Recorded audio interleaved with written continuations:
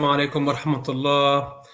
Thank you everybody for joining us for our 11th educational webinar. My name is Tarek Khalil and I am the education coordinator for the American Muslims for Palestine. Thank you for joining us for this webinar entitled Palestinian Authority, Repression, Subcontracting Israeli Oppression. We have a wonderful panel with us today. Since its founding in 1994, the Palestinian Authority, or PA, took this noble cause of justice and liberation for the Palestinian people and underwent a project of incremental state building that has crippled this noble cause. Rather than focusing on national liberation and self-determination for the oppressed, the PA instead collaborated with the oppressor to deny Palestinians their right to self-determination, playing the role of subcontractor. The PA is operating in diametric opposition to the will, the wishes, and the desires of the people they claim to represent. Throughout the so-called peace process, roughly between 1993 and 1999, PA forces went from 9,000 recruits to roughly 50,000. The number now stands at approximately 83,000, making the PA's ratio of security personnel to its population one of the highest in the world. But make no mistake about it, the United States, Israel, and the European Union are implicated in the very title of this webinar, PA Repression. We have a great panel to discuss the ins and outs of this collaboration and much more. But before we move to our panel, I just want to take a few seconds to commemorate the 39th anniversary of the Subra and Shettila massacres, which occurred between September 16th and the 18th of 1982. The death toll of that massacre, of those massacres, is estimated to be between 700 and 3,500. The reason for this gap is because many of the victims were buried in mass graves whose bodies have not been brought up, and some perished under the ruins of their homes, and an unknown amount were taken never to be seen again. While many of the victims' names are unknown, they will forever live in the collective memory of the Palestinian people. And now to our wonderful panel. We're honored to have with us Gassan Banat, brother of Nizar Banat, who in the early morning of June 24th died after around 25 members of the PA forces severely beat him. Nizar was one of the Palestinian Authority's harshest critics and intended to run in Palestinian parliamentary elections before they were canceled. We also have with us Mimi Kirk, who is the editorial consultant for Al-Shabaka, the Palestinian Policy Network, and an adjunct instructor at the Center for Contemporary Arab Studies at Georgetown University. She's co-editor with Rochelle Davis of Palestine and the Palestinians in the 21st Century, and her writing has appeared in The Atlantic, The Washington Post, Middle East Report, and Jadiliya, among many other publications. We also have with us our very own Dr. Osama AbuIrshaid, who is the executive director and a board member of American Muslims for Palestine. He's a board member of the U.S. Council of Muslim Organizations, which is an umbrella organization of 8 major national American Muslim organizations. He is the co-author of the study, Hamas, Ideological Rigidity and Political Flexibility. I also want to welcome my co-moderator, Tahir Herzallah, who will be here with us, who's a member of the ANP staff, who will be with us to help us translate for our brother Gassan Banat, who will be speaking in Arabic. And I would like our audience to get the full benefit of what he has to say. So he will translate for us and help the audience understand the message that he has brought for us today. Dr. Osama, I want to start with you. I understand you were just in a fundraiser here, and I hope that you can stay for as much time as possible. Through its 5014C, AJP, American Justice for Action, we put out a policy paper, the very first policy paper for our C4 that addresses this very issue, PA repression. We've spent years as an organization to not intermingle with internal Palestinian dynamics and political factions. Why now? Why this policy paper? Thank you, Tarek. As you said, since its creation in 2006, AMP, American Muslims for Palestine, tried to stay away from the internal Palestinian dynamics. We wanted to speak for the Palestinian people, regardless of political affiliation, regardless of where people stand in terms of politics. We wanted to focus on their rights as an oppressed people. When we started the Americans for Justice in Palestine, a 501c4 organization, we did not want to start this way. This was never our intent. Our intention is to continue to advocate for Palestinian rights, to forcefully lobby for Palestinian rights. This was never in the back burner. This was never an intent that we had to discuss the internal Palestinian dynamics. But with the killing of Nizar Banat, we reached a new milestone. It's not that we never recognized from before that the PA, the Palestinian Authority, is actually by definition an instrument of the Israeli occupation.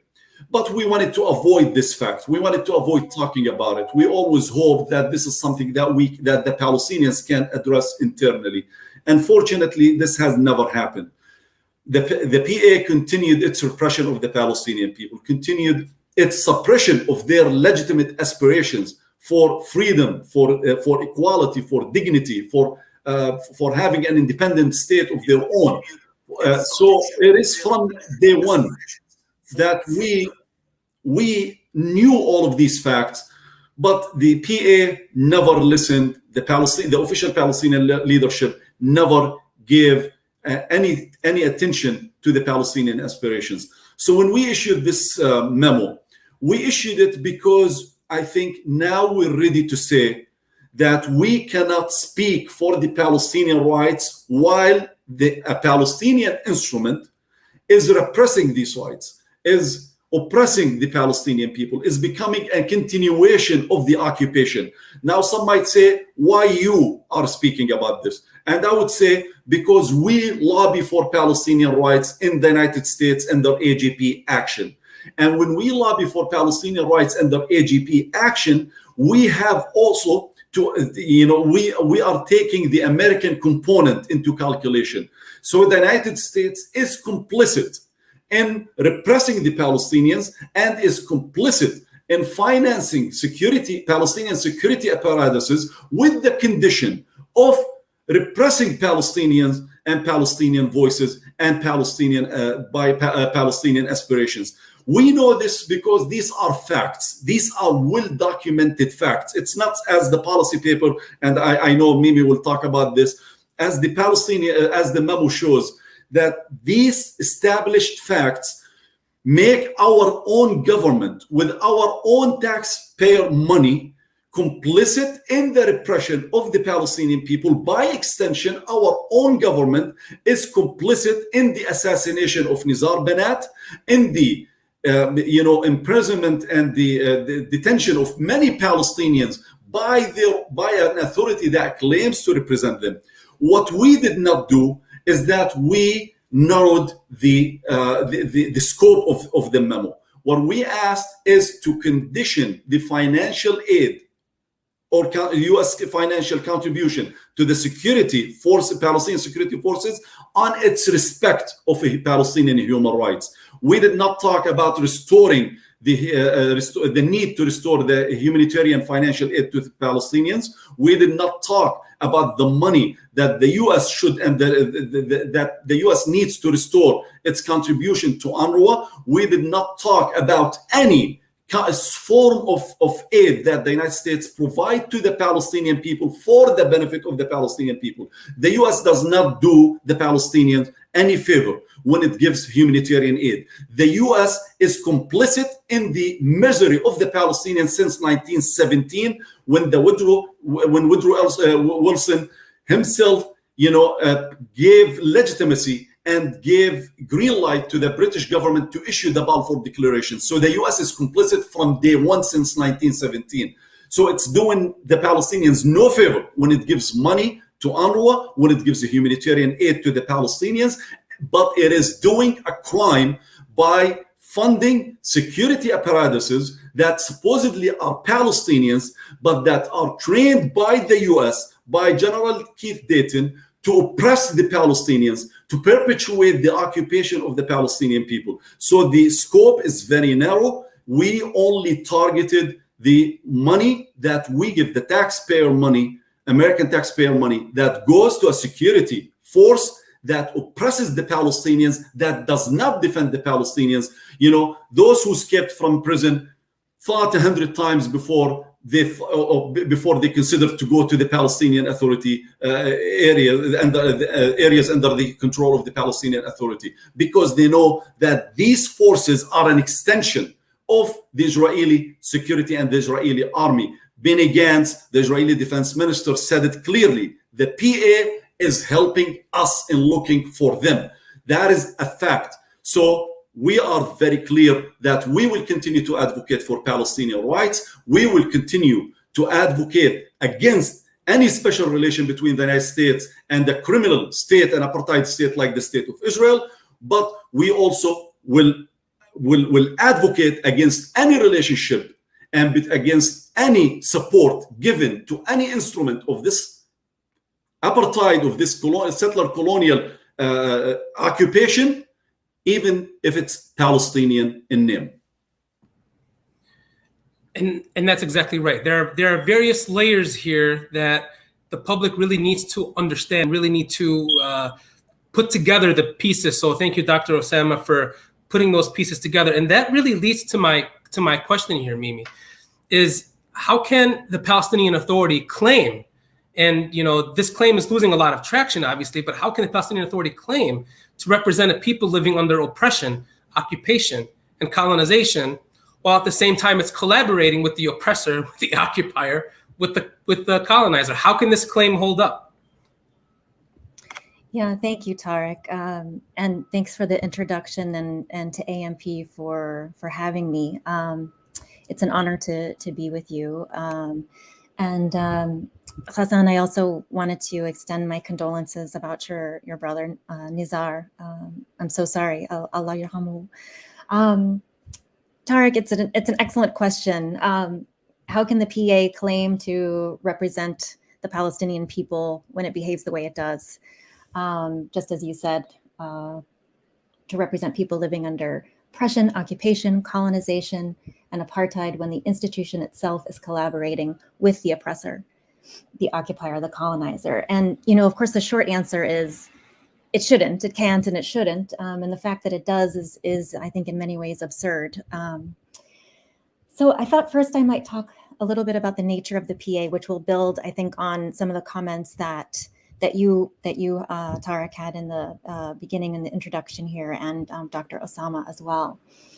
So of course the PA was formed in 1994 through the Oslo Accords.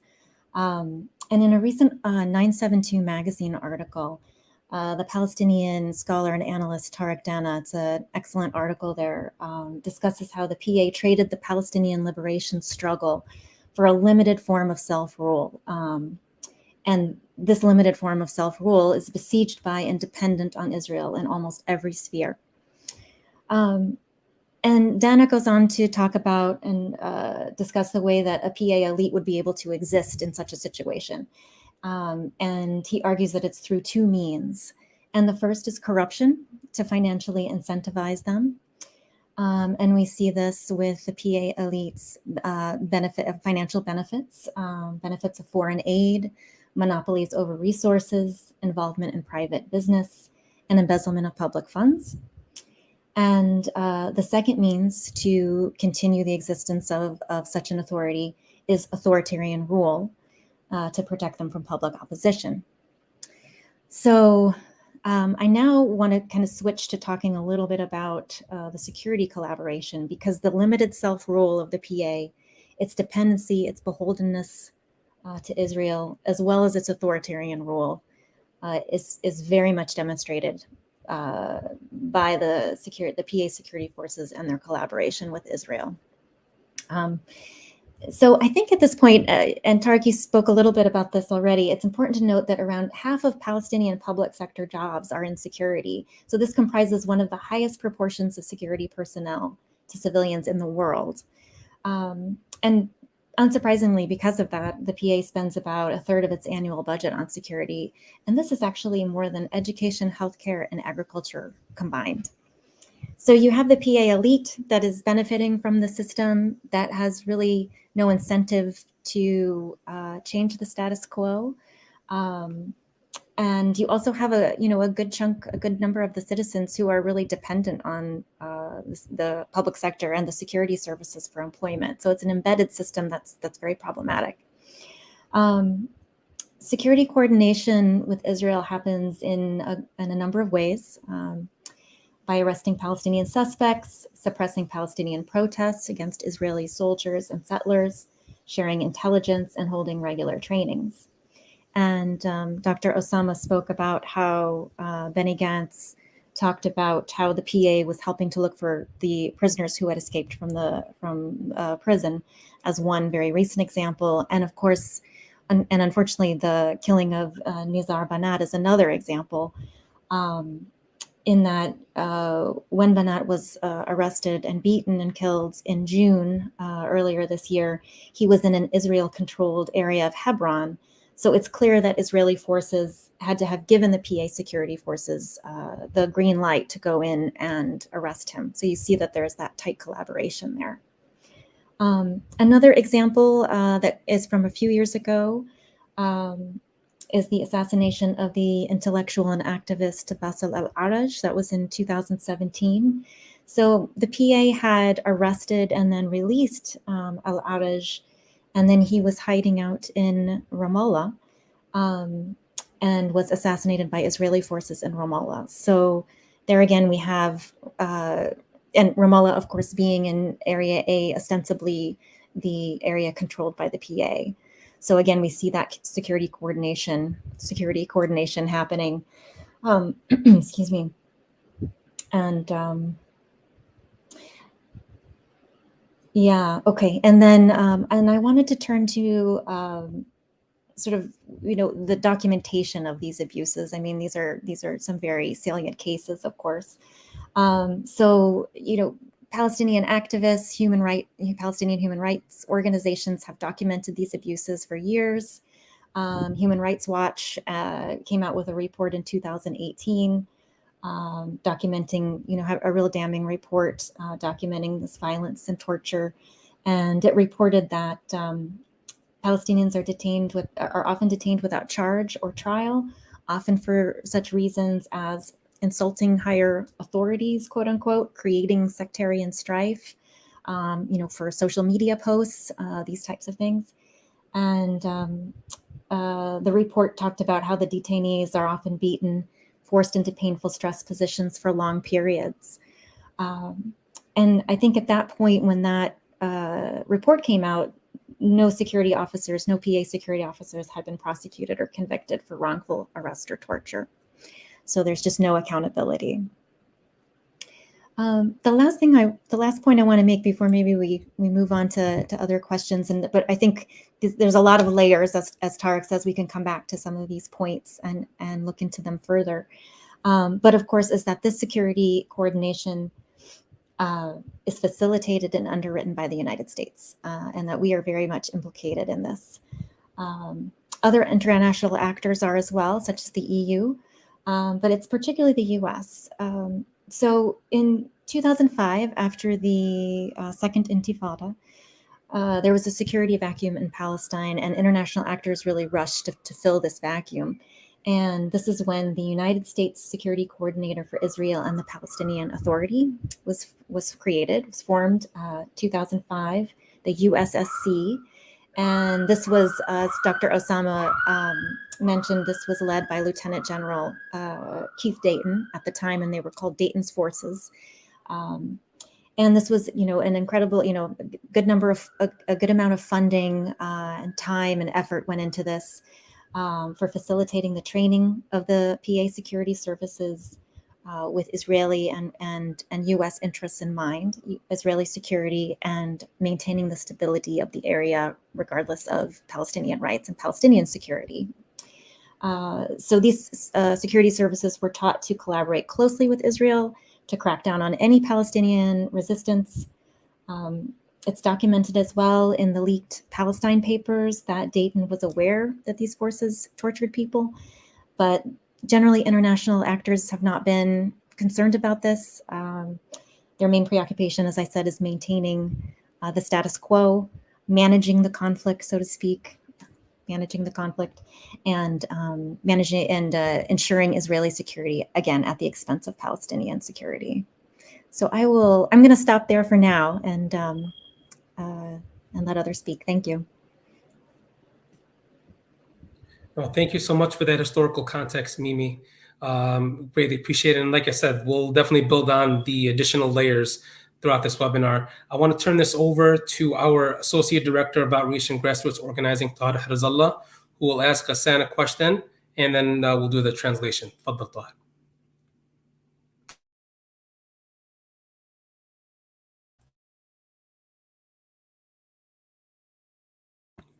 You're muted, Tahir. أستاذ غسان، أولا نعزيك وكل الاحترام والتقدير لموقفك ووجودك معنا في هذا الويبينار. ممكن تعطينا خلفية عن اغتيال المرحوم نزار وتأثير سياسة السلطة الفلسطينية والأمن الفلسطيني تجاه الشعب الفلسطيني بشكل عام وتحديدا تجاه عائلتك؟ أسعد الله مساءكم، شكرا للجميع.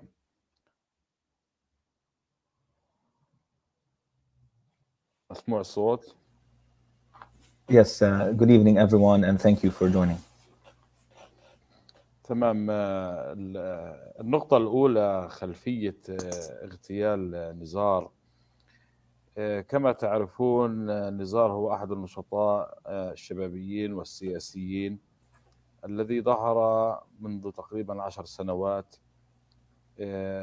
تتوج هذا الظهور بأن يكون رئيس لقائمة سياسية حصلت على جميع الشروط اللي خاصة بحسن السلوك وبراءة الذمة بالإضافة إلى دفع الرسوم، وبالتالي نحن اليوم نتحدث عن نزار بنات كرئيس لكتلة سياسية.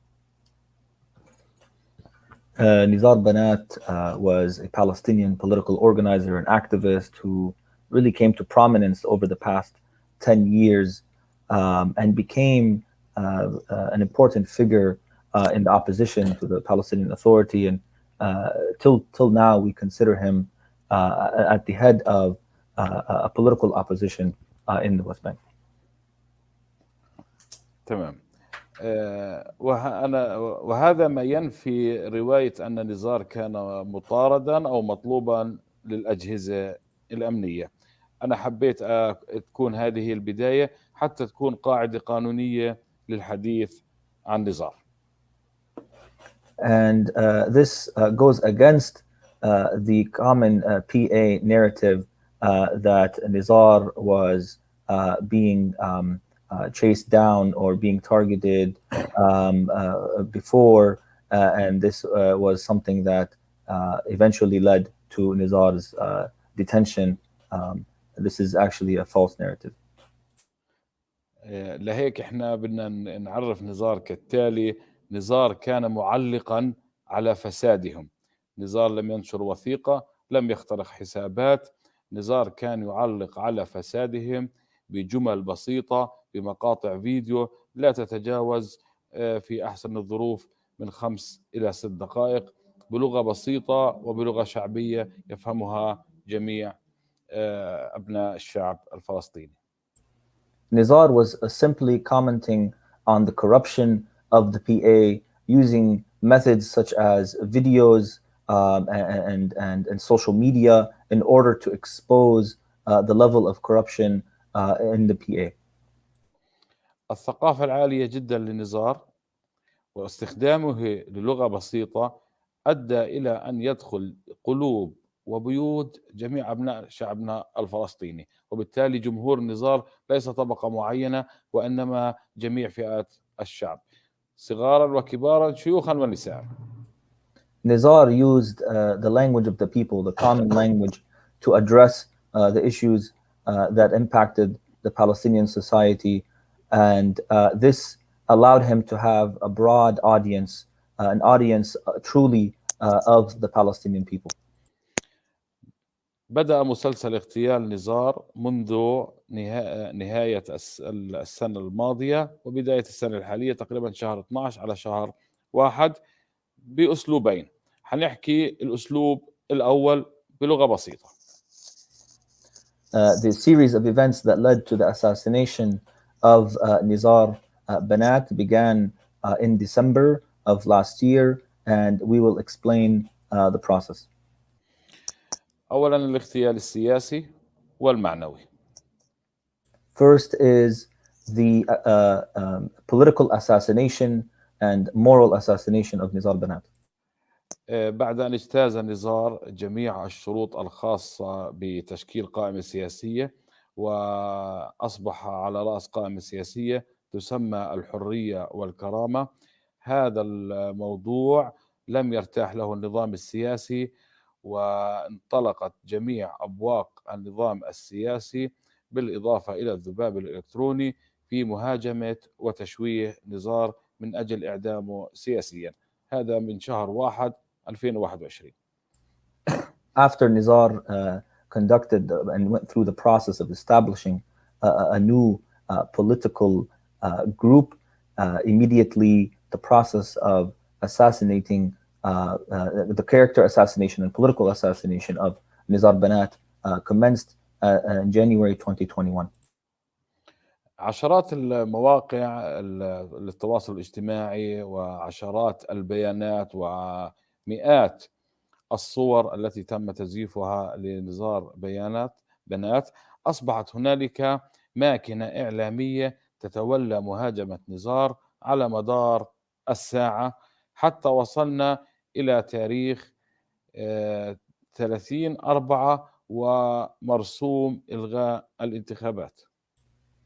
A systematic campaign on social media, a massive media effort to discredit Nizar Banat ensued at the behest of the Palestinian Authority.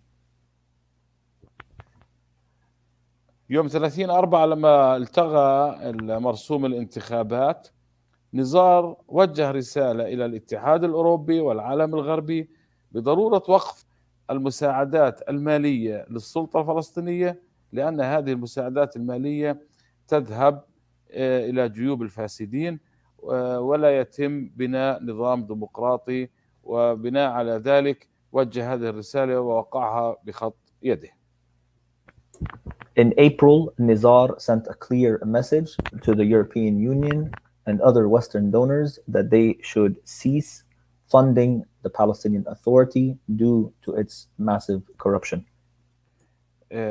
نتيجة لهذه الرسالة، خلال 48 ساعة من إرسال هذه الرسالة، جن جنون النظام السياسي والمواقع التابعة له، بالإضافة إلى تيار معين في الحزب الحاكم، وأقاموا حفلة من التدمير النفسي والاجتماعي والسياسي لنزار على مدار الساعة. لم تتوقف حملات إعلامية ضخمة حتى تم إطلاق النار على بيته يوم 2/5 الساعة 1 ليلا.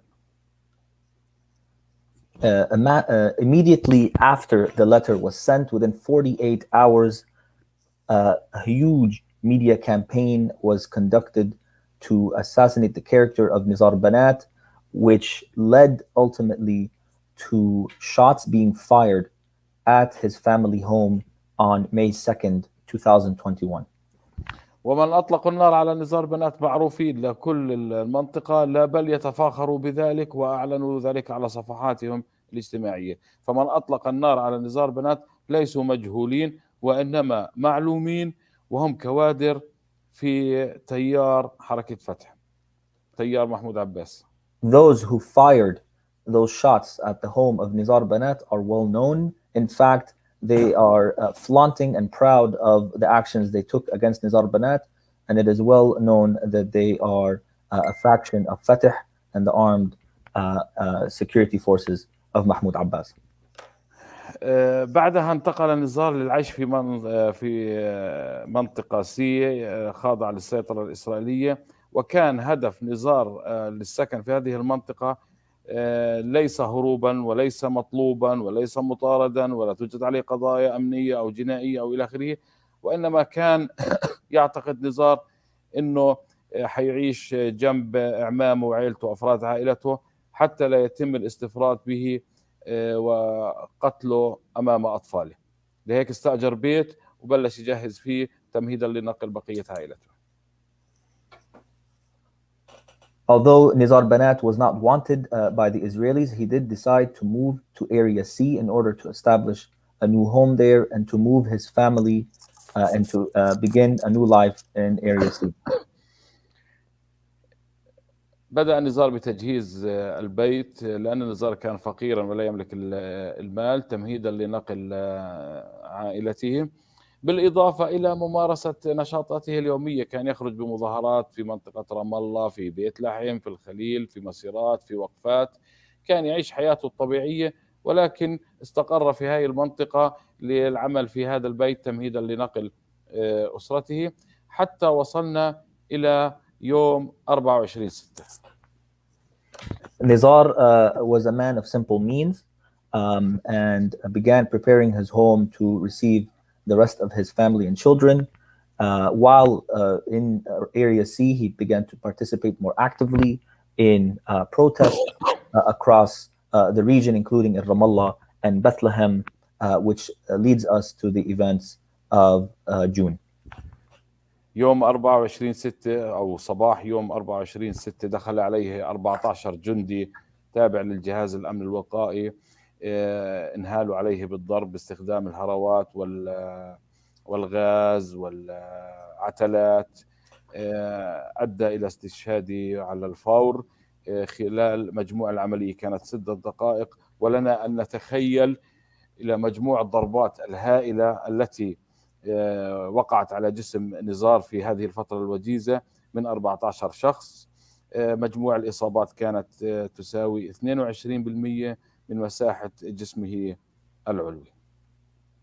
On June 24th, approximately 14 men entered Nizar Banat's home and began to beat him immediately, beat him to a bloody pulp, which resulted in his murder.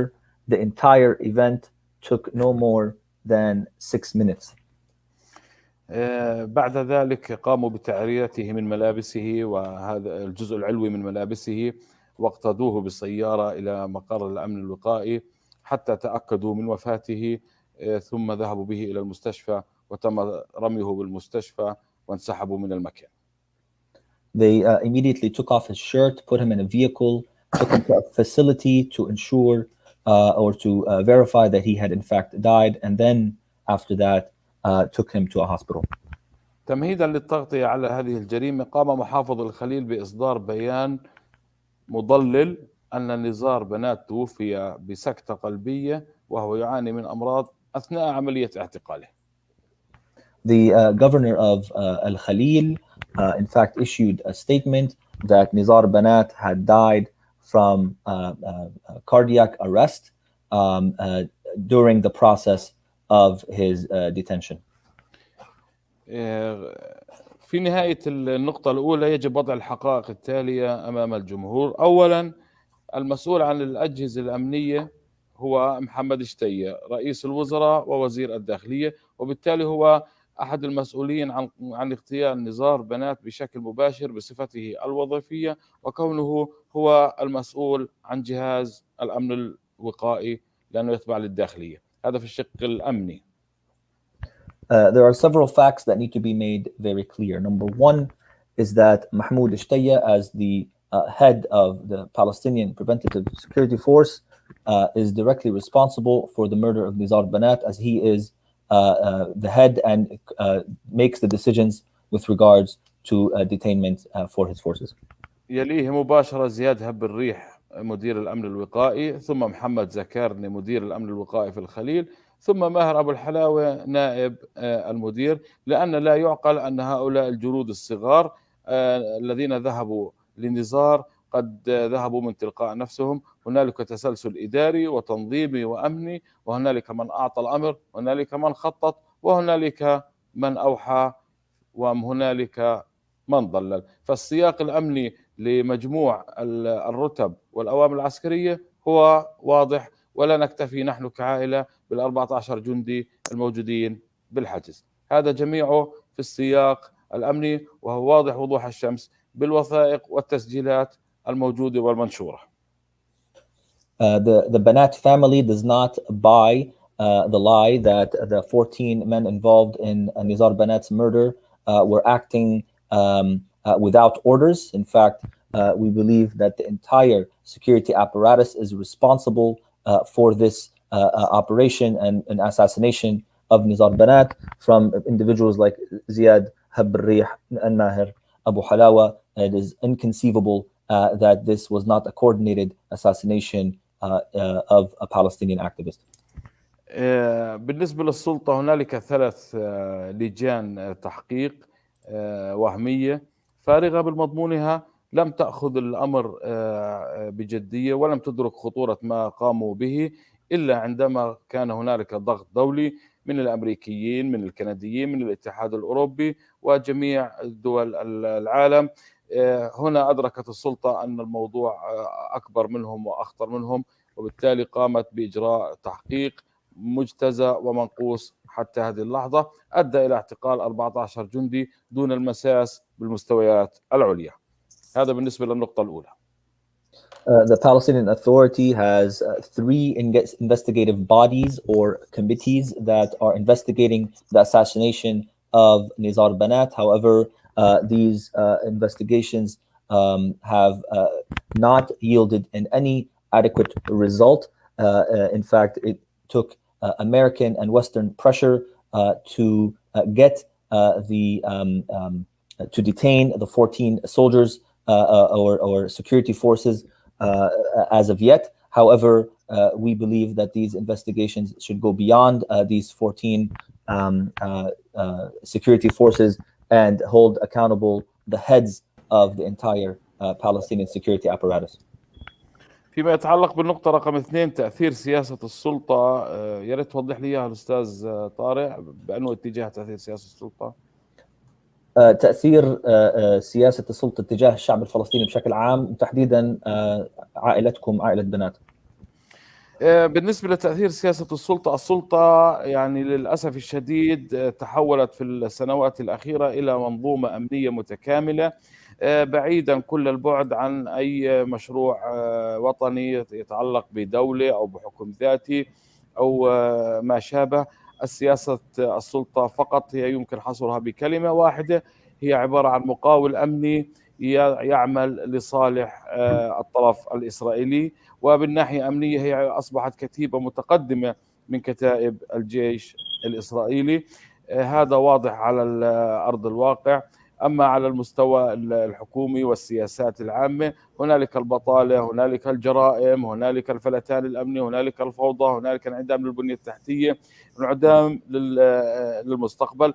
الهم الأكبر للسلطة الفلسطينية هو الجانب الأمني، وهذا ينعكس من خلال ميزانيتها. نحن اليوم 66% من ميزانية السلطة تذهب لصالح الأمن. The Palestinian Authority, if it were to be defined in simple terms, is essentially a security contractor for the Israeli occupation. In fact, I would describe it as a very a regiment, an exact regiment of the Israeli military operating on Palestinian land. And that's from the security standpoint. From the government standpoint, there are many problems with Palestinian infrastructure, with corruption, and so forth. And the Palestinian Authority has focused almost exclusively on the security arrangements with Israel, and this is reflected by the fact that 66% of the Palestinian Authority budget is allocated to security. من هنا يعني نحن يعني نتحدث على أن دافع الضرائب الأمريكي والكندي والأوروبي وجميع الدول المانحة، هذه الأموال لا تذهب من أجل بناء مشروع وطني أو فلسطيني أو سياسي، وإنما فقط هو لقمع الشعب والسيطرة عليه، وجميعها يعني بيتم ارتكاب جرائم ضد الإنسانية، ضد الحريات العامة، قمع الناس. دون أن يكون هنالك مستقبل واضح لأبنائنا، وهذا ما ينعكس على حجم الهجرات قطاع الشباب إلى خارج الوطن أو للعمل كعمال داخل إسرائيل. وهي الأرقام واضحة وضوح الشمس على بيانات وزارة المالية التي تعكس أرقاما مخيفة في حجم البطالة وحجم الهجرات وحجم استخدام الأموال الجهات المانحة التي تذهب فقط للأمن، الذي لا يعمل للأمن وإنما يعمل من أجل قمع الناس وقتل الناس وانعدام الحريات، مع العلم أن نزار هو الحالة رقم 48 الذي قتل في الضفة الغربية وليس آخر واحد. Money coming from the West, particularly the United States, Canada, and Europe, is not used to support the struggle for Palestinian freedom. In fact, it is used by the Palestinian Authority to oppress and repress the Palestinian civil society. And this is indicative of the fact that there is such a high number of Palestinian youth who are struggling with unemployment and are trying to leave the country. Nizar Banat, in fact, is the 48th person to be assassinated by the Palestinian Authority, and unfortunately, it seems like he will not be the last. فيما يتعلق بسياسات السلطة على العائلة بعد اغتيال نزار بنات، قامت السلطة وممثلة بجناحها المجاميع الفتحوية التي تتبع لمحمود عباس بحملة إعلامية شرسة على العائلة. حتى هذه اللحظة تم تسجيل 38 بيان ضد أفراد العائلة بما فيهم أنا. تم تسجيل آلاف الصور للتزوير، صورنا ومحادثاتنا. تم تسجيل عشرات الصور المفبركة لجميع أفراد عائلة بنات، هذا على الصعيد الإعلامي، وجميعها مرصودة ومسجلة. As far as the PA's repression of our family, the Banat family, we have seen over the past several months attempts to assassinate the image and reputation of the family by using fabricated images and statements that Nizar or other members of the family have made.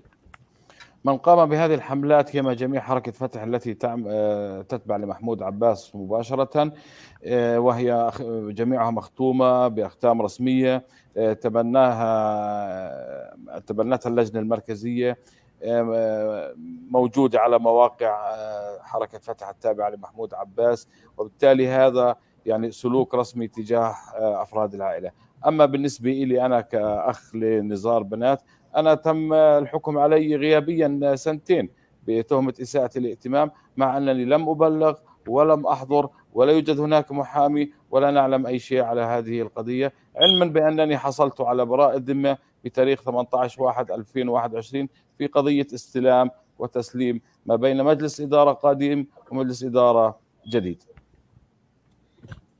The fabrications and the stories mentioned about the Nizar Banat family are official positions of the Palestinian Authority and can be found on the Palestinian Authority websites and have actually been adopted by the Central Committee.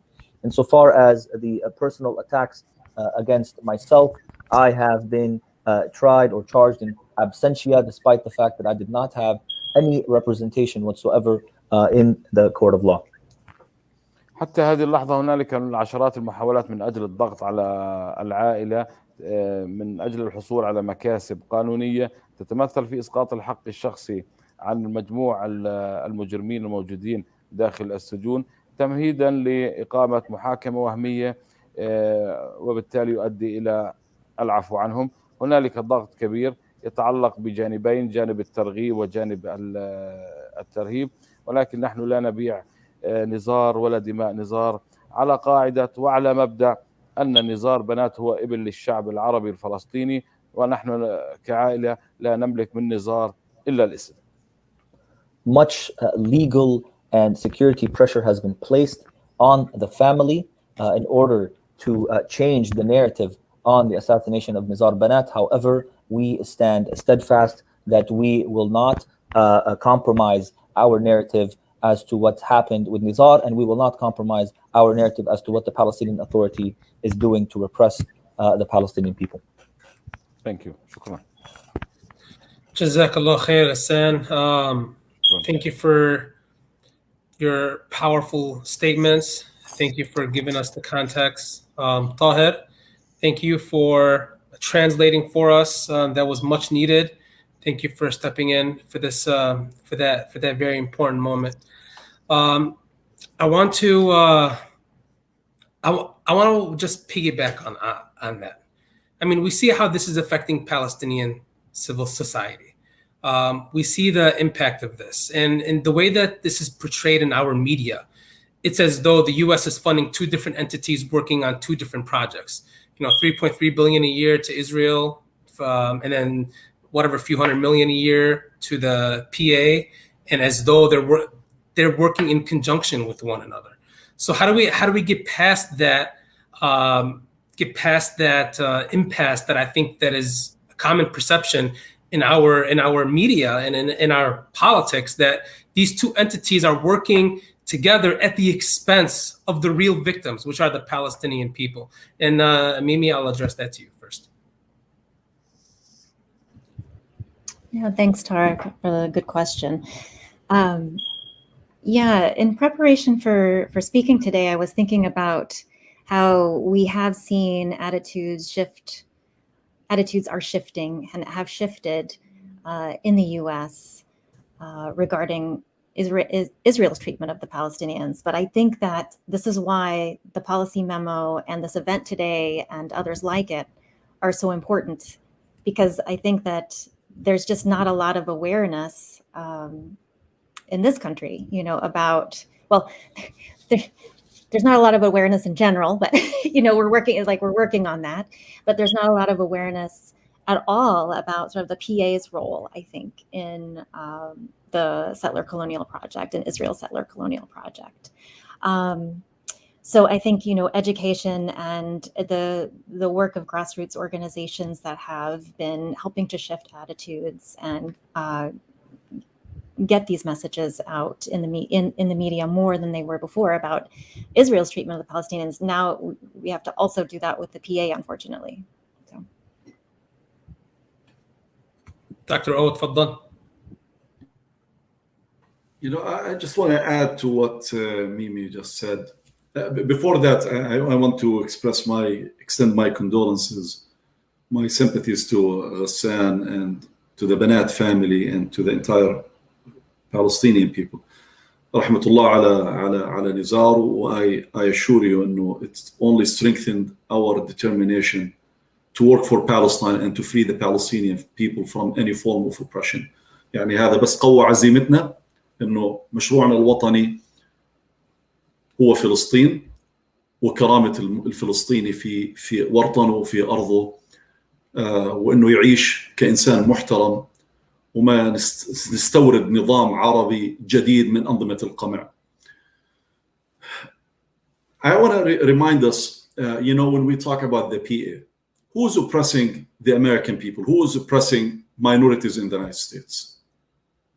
It is our own security forces. It is the institutionalized, racist system that we have. So it should not be like news to people to know that Palestinians are repressing Palestinians, because we have Americans repressing Americans, you know, and you can apply and generalize this rule. We know what is happening in America. You know, our police force is not only white. It's not only white supremacists, you know, the majority are not white supremacists, but they subscribe to whatever regime is installed there. And you will have many minority members within these security forces who are doing the same. So I will assure you that not every single Palestinian member of these security forces is really happy with what they do. They're forced to do this. That's not an excuse. That does not exonerate them from the responsibility. They are guilty as charged. They are guilty for the crimes they're committing against their own people. So we have to keep this in mind. I want to go back and explain a few things. This is non-factional. This is non-factional. It's not Hamas versus Fatah. It is not the Popular Front versus Fatah.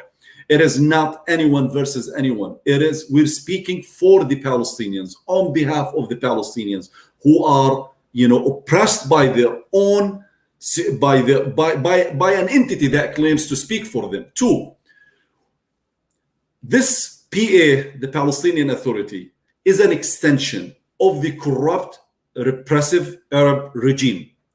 This is not a natural, an organic component of the Palestinian. This is not something that grew from within the Palestinian. It was the Oslo Accords were imposed on the Palestinians. They did not have a say on this. Palestinians are excluded from the negotiations that take place behind closed doors. As a Palestinian, I don't know what they're negotiating now. No one knew what they were negotiating before. No one knew before what they were thinking in terms of these security forces. Now we know because we're dealing with it. It's an extension, or I would say it is. We had an experience in Lebanon during the Israeli occupation of southern Lebanon. We had the militias called Lahad militias, Militiat Lahad. They were Lebanese, but they were fighting with the Israelis against their own people. Now we're seeing a repetition in Palestine. We have to say this. We are not factional here. We have to say this. There is as the revolving door at Bab al-Dawar. So the Palestinian security will arrest you, they will release you, the Israelis will arrest you. Or the Israelis will arrest you, they will release you, the Palestinians will arrest you. This is known in Bab al-Dawar. Anyone in Palestine knows this. They're sharing intelligence. We know this. This is well documented. Let us go take it a step further. Let us take it a step further. When Donald Trump cut off funds to the Palestinian Authority, Benjamin Netanyahu himself, the former Israeli prime minister, argued on behalf of the security so-called assistant, American security assistant to the security forces in Palestine, to the point that Trump told him, if you like them that much, you pay them. So these are facts, well documented. We know what happened in 2006, 2007, the so-called split, the so-called civil war between Palestinians. It wasn't a civil war. It is not a civil war. Palestinians come, one family, in one family, you will find different factions, different faction affiliations. People are not fighting because they're Fatah and Hamas and Popular Front and Democratic Front. They're not fighting over this. That is not true. But we know it is well documented, the U.S. role, the Bush administration's role in what happened in 2006 and 2007. It's well documented. It's alluded to in the memo. I wrote a paper about it a long time ago. It needs to be translated into English. But we know what exactly happened, who incited this internal division. And guess what? Before I came on this interview, I was on Al Jazeera, and there was a spokeswoman for the State Department. And when she was asked, when are you gonna support, the Biden administration going to support a political reconciliation? Is the Biden administration going to support peace talks between the Palestinians and Israelis on the basis of the two-state solution? She said, first, the Palestinians have to reconcile from within, between each other. Well, we know who's maintaining this division. We know who's threatening the PLO and the PA if they extend arms to Gaza with punishment. We know that one of the reasons why the Biden administration until today cannot reopen the PLO office, the PLO mission in Washington, D.C. is because there is an anti-terror law. And if the PLO will go and reconcile with Gaza, with the Gaza Strip, they will be punished for it. So these are facts. Our government is complicit, and the Palestinian Authority is complicit in this. It is unfortunate that we're dealing with the new Palestinian, quote unquote, as Dayton boasted about, and that Dayton boasted about in 2009. We know this. This is well documented. We created the new Palestinian who see the Palestinian, the other Palestinian, as the enemy, not the Israeli. These are facts that we're dealing with. So I want to stress, we're not factional here. We're not partisan. When we did this, many people have criticized us for doing this. I maybe received the brunt of the criticism to the point where my safety now is threatened, which, by the way, was threatened last year, where I received information that the PA security have listed me as a target and listed where they want to attack me in 2 foreign nations, without mentioning these nations now, these 2 countries. And now they're reviving the same attacks on me with the same talking points, and I know who's leading it from within the West Bank. You know, because I've received some of the documentation, the internal communication with people inside the US, which could qualify to be foreign agents, by the way. So we're talking about realities. We're talking about a militia. The Palestinians deserve better. We have advocated for reopening the PLO mission in Washington office. We have advocated for reopening the American consulate in East Jerusalem. We have advocated for the restoring humanitarian aid, and we have advocated against cutting it off. And we have always advocated for Palestinian rights. We never were factional. But when you become an instrument of suppressing your own people, their own aspiration, we have to talk about it. You know, if we dare to speak about Donald Trump in America, and we dare to say that he represents the worst that you can think of in America today, we have to say the same about Mahmoud Abbas and his PA. This is not factional. It is because the Palestinians deserve better. It is because there is no political legitimacy in Palestine. It is because these people have no right to sign away the Palestinian rights without consulting and without consensus, without indulging and without including the Palestinian in any discussion. So these are facts that we are dealing with today. Many people said maybe the optics weren't right. 501c4 organization starts lobbying for Palestine. The first thing, it's criticizing the PA.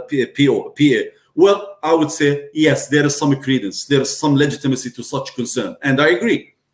But it doesn't mean that we're wrong saying that you as an instrument have to be condemned for what you do, because you are aborting the Palestinians' legitimate rights, their rights to live free not only from occupation, but from an extension, an instrument of occupation, free from another repressive regime in the region. And Israel, at the end of the day, always mocks us that we are the only democracy in the Middle East. Of course, because you're supporting forms of government like the PA, and because you're making peace with other repressive regimes like UAE and like Morocco, Bahrain, and other countries. You're making peace with them because you love them, because they repress their own people who stand with the Palestinians. You don't want any democratically elected government in the Middle East, because they will express and they will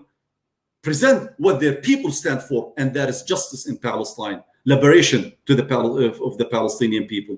Israel doesn't want that. It's unfortunate that our government does not want that, because it continues to support these repressive regimes, and Egypt is another example here.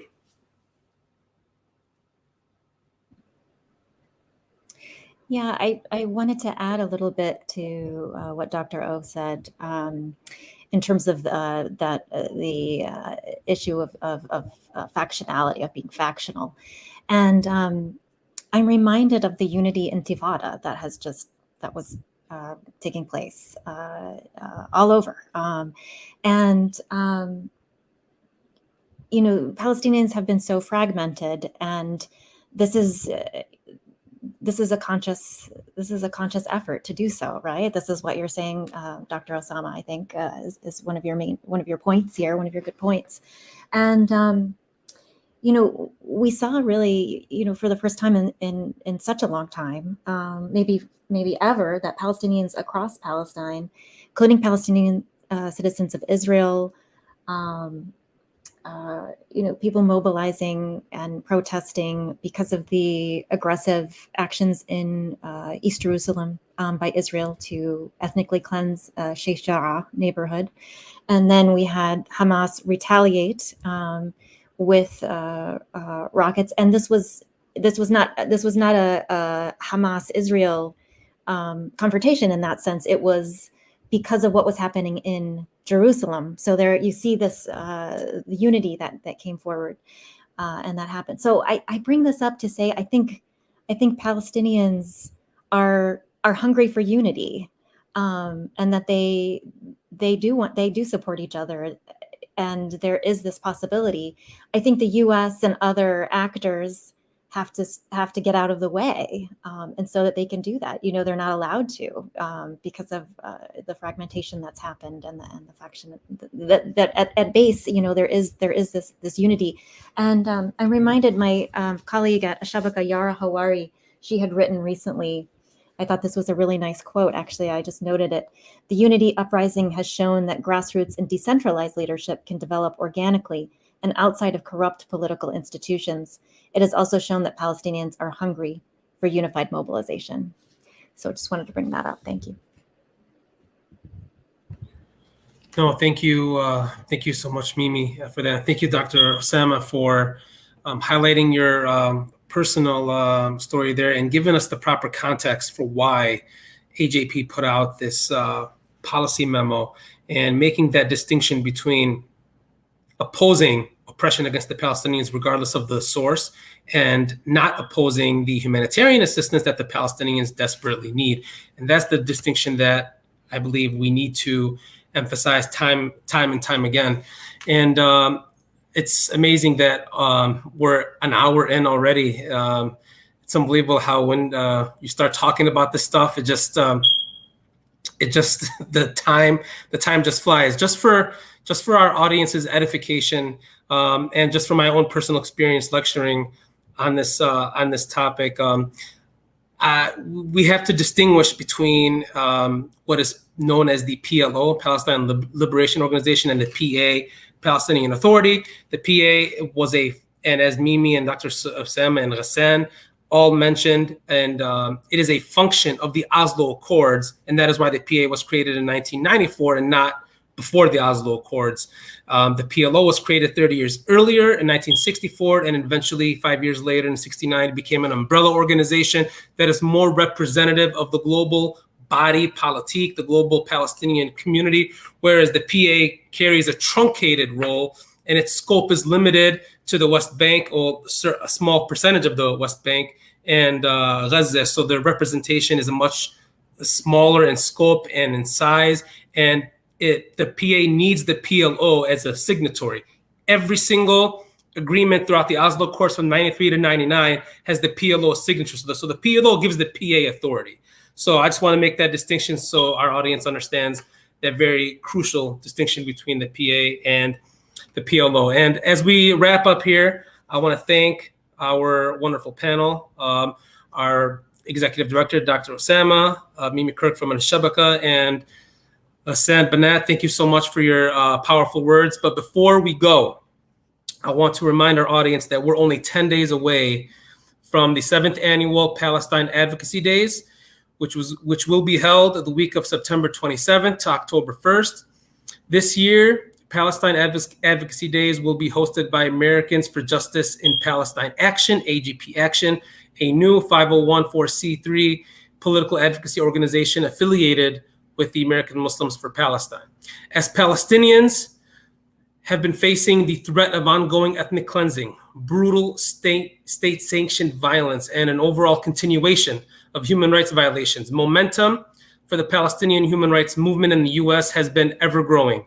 Our consistency in pushing for Palestinian human rights has proven that change is possible. We cannot stop now, and participating in annual Palestine Advocacy Days is a part of this consistency. Please go to ajpaction.org. You should see that on the screen shortly. Go to ajpaction.org today to learn more and register. And it'll be separated into 5 days. Day 1 will train you to meet with your members of Congress, and we'll even schedule your meetings with them. On day 2, several members of Congress will be joining us for a plenary session entitled Ending Business as Usual, Advancing Palestinian Rights in the Biden Era, followed by a plenary session on ending U.S. complicity in Israeli apartheid, which will feature several activists and organizers on the ground. And from days 3 to 5, as constituents, you will have the chance to express your views to your elected officials. This is your chance to advocate virtually, of course, on Capitol Hill for Palestinian rights. So please join us for our virtual advocacy days. Thank you all for joining in. And thank you, Gassan, joining us from Palestine. It's midnight by you right now, so تصبح على خير, and thank you all. سررت باللقاء معك. شكرا. Thank you so much. Thank you. شكرا أخ غسان. شكرا، تحياتي، الله يبارك فيك. وهي خدمة على روسنا إن شاء الله. شكرا. الله يطول عمرك، أشكرك. سررت بمعرفتكم والله. احنا أكثر يا سيدي، احنا أكثر والله. الله يبارك فيكم. تحياتي. مع السلامة. سلام. السلام عليكم.